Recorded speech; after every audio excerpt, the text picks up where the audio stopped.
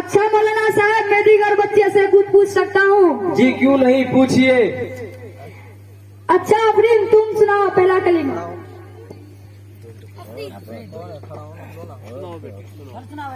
अव्वल कलीमा तस्कीर, इसके माने पाक, ला इलाहा इल्लल्लाहु मुहम्मद रसूल।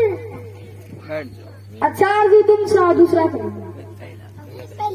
पहला कलीमा इसके माने पाक, ला इलाहा इल्लल्लाहु मुहम्मद रसूलुल्लाह।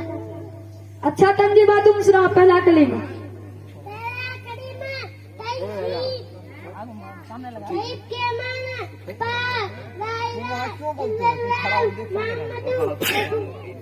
अच्छा यार, तुम सुनाओ सोने की दुआ। जोर से। सोने की दुआ, अल्लाहुम्मा बिस्मिका अमूतु व अहया। खाने की दुआ सुनाओ। खाना खाने की दुआ, बिस्मिल्लाह वाला बरकत। पहला कलीमा सुनाओ। पहला कलमा तहरीर, सबसे बड़े पाक, ला इलाहा इल्लल्लाहु मुहम्मद रसूल। दूसरा कलीमा सुनाओ। दूसरा कलमा तहरीर, शहादत, सबके बड़े गवाही देना इस दुनिया में। अच्छा क्या, तुम सुनाओ दूसरा कलीमा।